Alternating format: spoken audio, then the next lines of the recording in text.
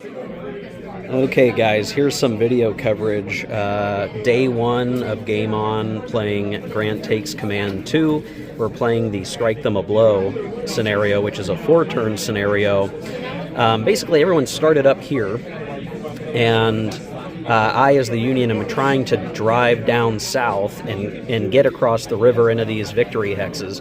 Unfortunately, the Rebel faction got a great string of activations where basically they moved their guys multiple times moving south, and I couldn't quite get out ahead of them with the Second Corps, but things are kind of developing where I'm going to start to cut off some of Hill's Corps as well as Ewell's Corps, and I might be able to just rip these guys to shreds for a bunch of victory points. We'll see what happens. Still need to try to get across the river. This is lightly held, but holding those river crossings is really good defense. I'm hoping to activate Burnside's Corps early and try to wrap up some of what we have for Anderson and maybe get into a good position there. But I think my path to victory so far is going to lie in separating Lee and Hill, some of Hill's Corps from the rest of the Corps, and wrap these guys up and just force them to retreat into Union Zocs. So we'll see how that goes. Unfortunately, the Union disadvantage for initiative just makes it really hard. Like, it's hard to create circumstances that will be useful. Pretty much every unit on the board has been exhausted in the running and gunning so far.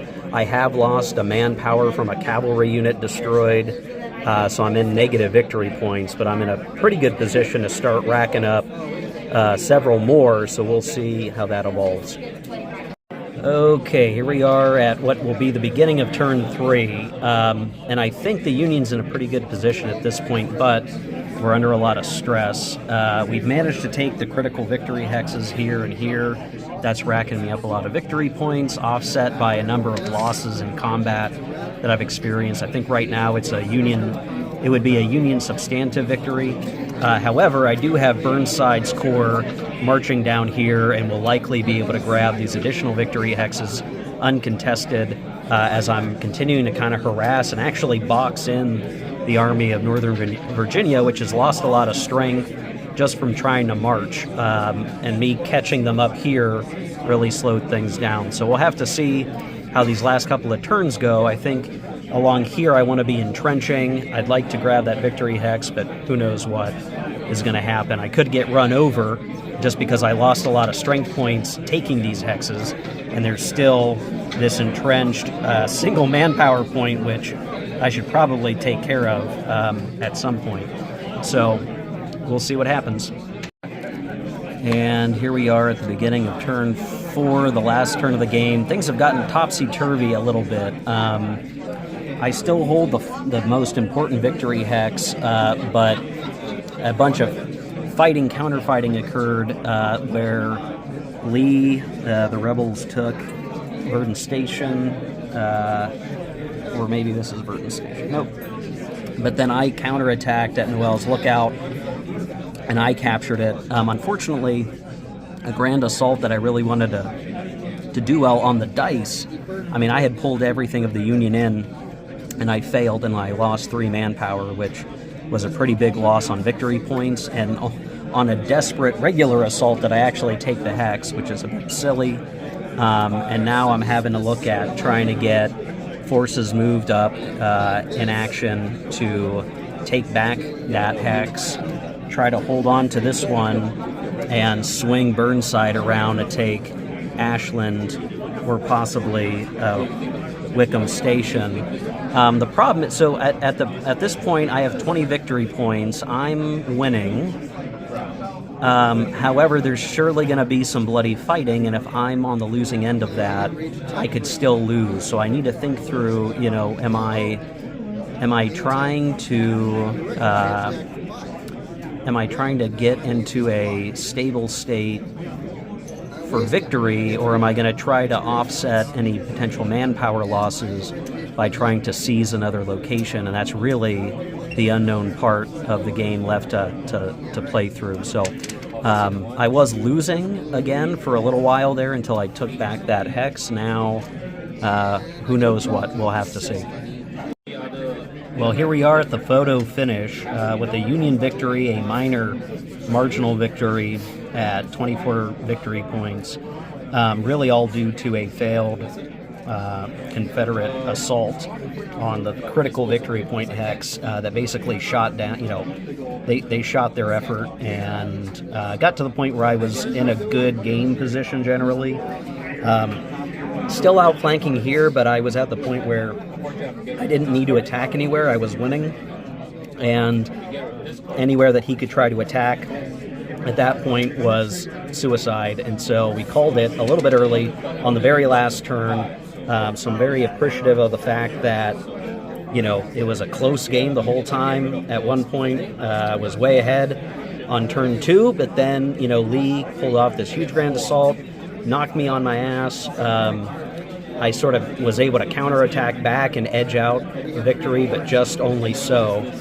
So this was an awesomely well played game. I really appreciate my opponent Ken, who has experience with the system. We had a good time with it. Probably going to try to play this system again next year, which is really great. So I hope this audio quality is okay, given I'm in a crowded room today. But so far, so good. This was a really good one, guys. So, yeah, good game report out. All good.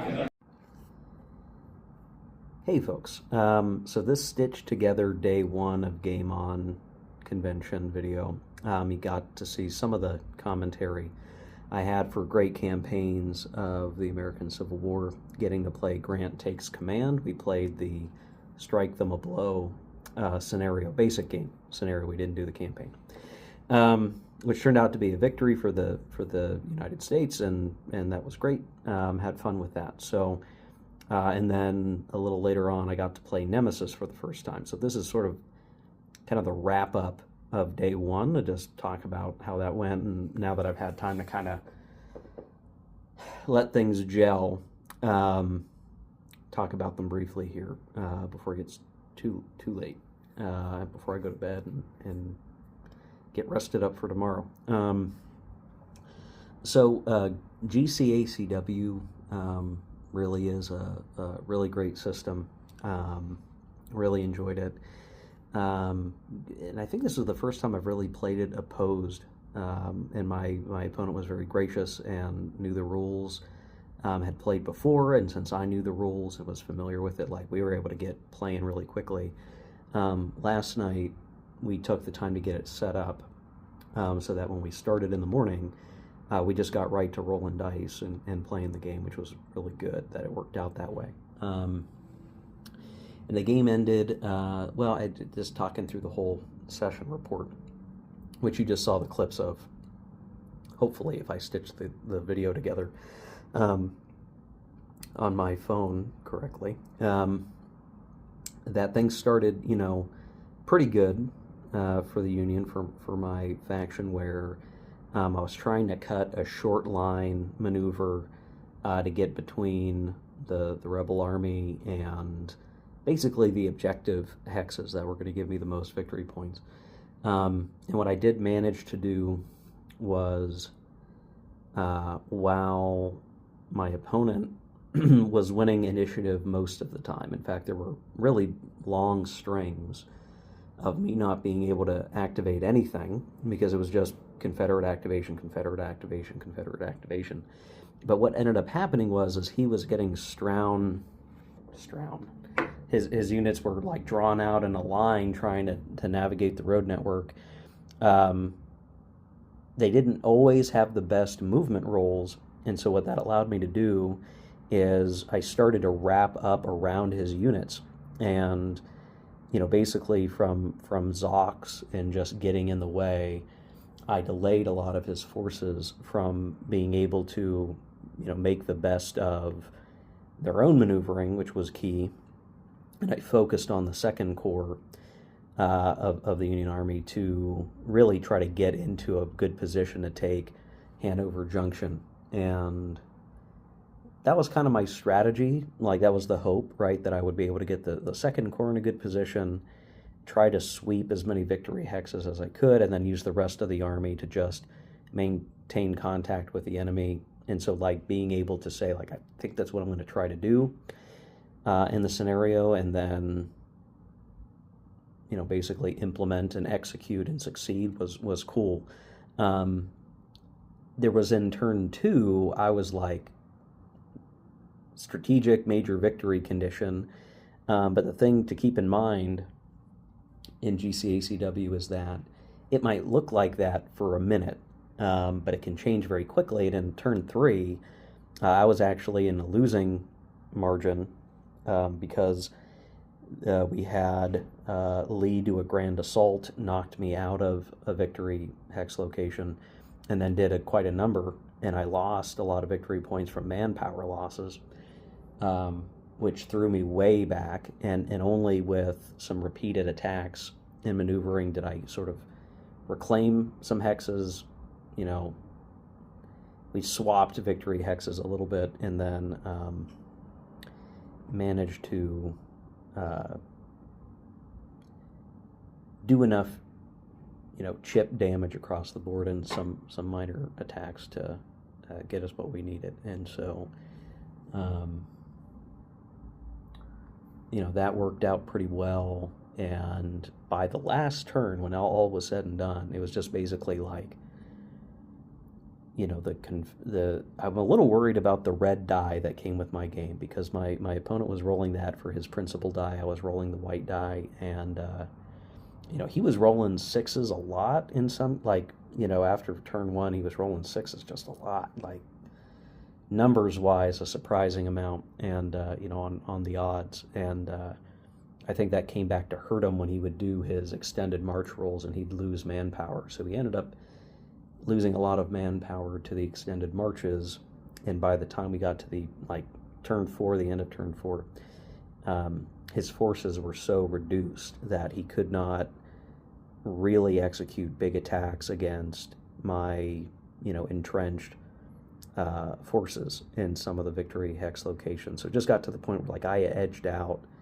a victory mostly from maneuver, and then the slugging match was more or less even, but just I had the position on the map, the superior position. So I think having played that, like, you know, my appreciation of GCACW grows. Really enjoyed that time playing with Ken, who was my opponent, and had a good time. I mean, it felt close. Like, there were times where, you know, you're counting victory points, but that's not really the good indicator of victory, because, again, all it takes is one combat, and all of a sudden you go from major victory to marginal victory for your opponent. And so, like, every activation mattered. The other thing, and this doesn't come through as much in solitaire, but you notice it more in an opposed game, is how lightning fast the game really is for the most part. There's not that much downtime. I think there was, like, I felt bad there was a delay where, like, I won initiative not thinking I would, because the 58% of the time that the Confederate player gets to win initiative, with the die that we were rolling, it's like they, you know, we would go long stretches before I could do anything.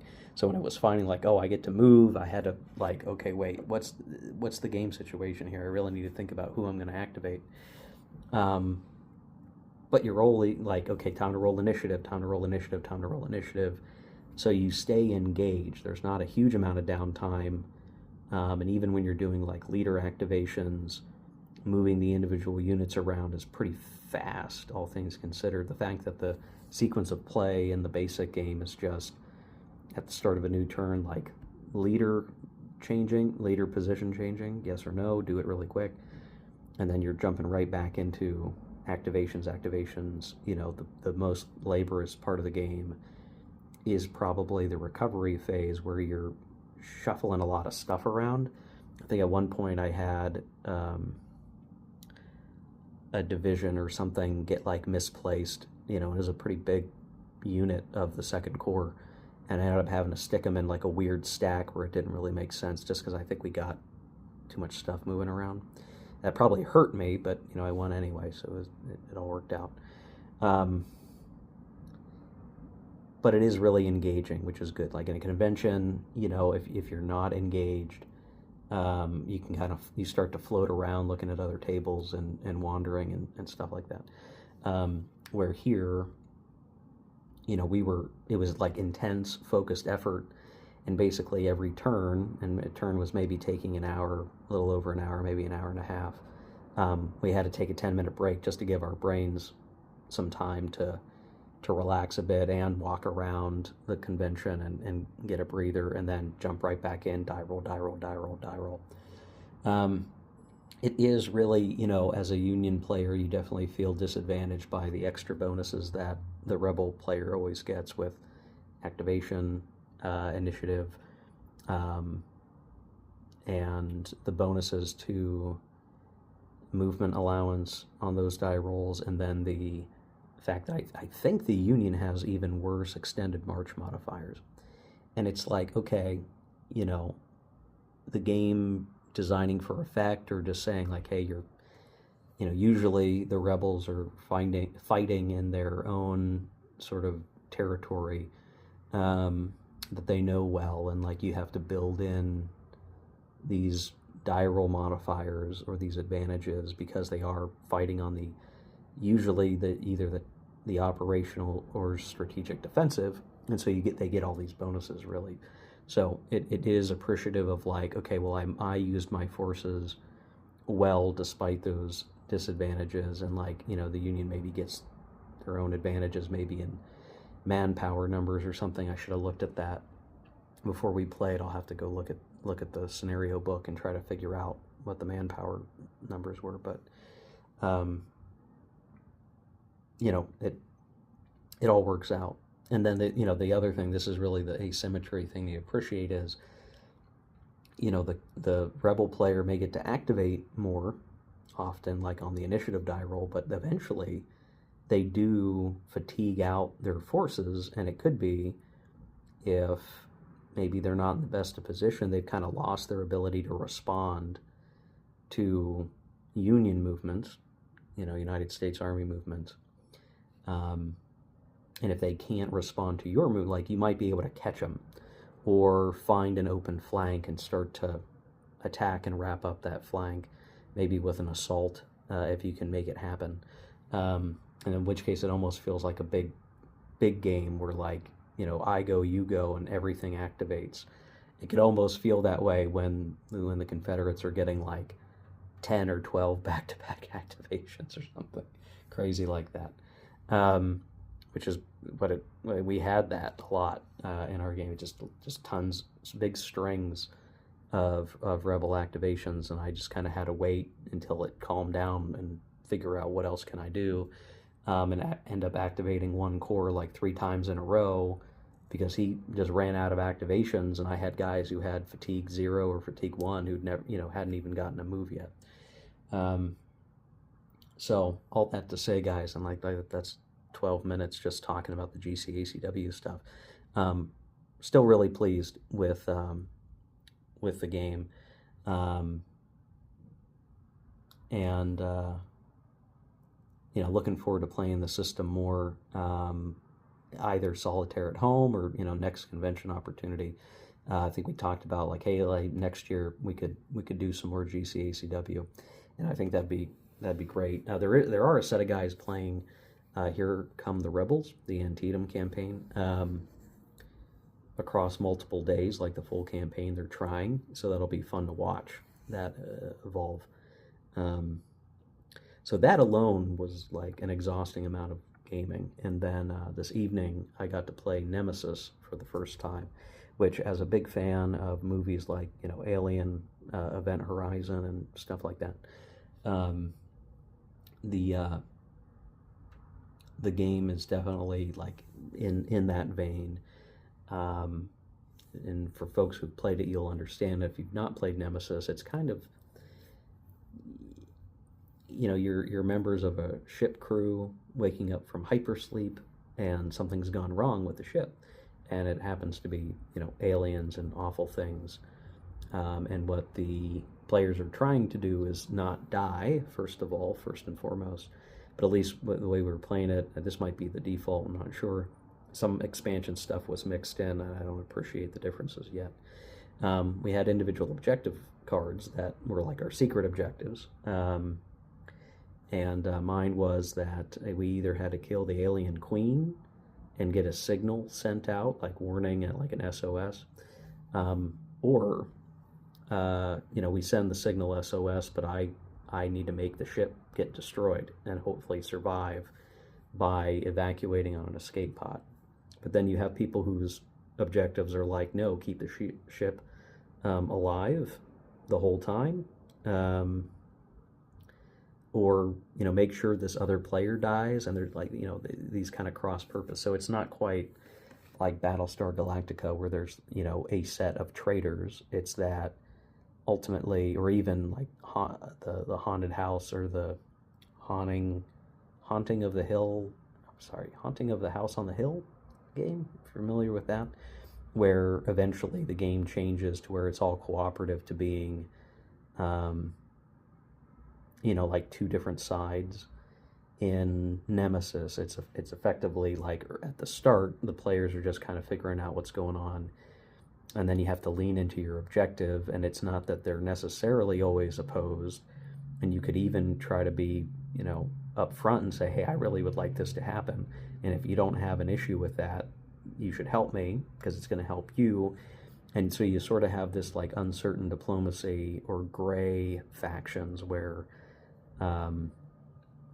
it's not that there's a traitor, and it's not that it's our side versus your side. It's everyone has kind of their own thing that they'd like to achieve, and then you have to work out or try to figure out what the other player's trying to do and whether or not you can cooperate. We ended up, one person won, but they had an easy objective of like steal an alien egg and leave, which that was relatively easy compared to everybody else's. And I managed to get the ship destroyed, which was good, and I sent out the signal to warn Earth that the ship had aliens on it. But I could not escape before the ship blew up, basically. But that's a moral victory. I feel good about that. So it was a really good time. I think I'm gonna get a copy of Nemesis at some point here and enjoy it. It's a fun game. I think it is like another twist on the Divergent objectives thing, where again, Battlestar Galactica is very much like you're a traitor, so you're going to do the traitor stuff, or trying to figure out who the traitor is. The haunted house game that I've played is it usually just evolves into you get turned into the bad guy and then you're playing as the bad guy. Here it's not so much that you're the bad guy, you just have cross purposes intersecting, and how do you navigate that to win, and whether or not cooperation is of any value really depends on what the objectives are, and could lead to betrayal, which is cool. So that's it, guys. Now I sold a couple games at the swap meet. That's mostly just stuff that I had either newer editions of or whatever.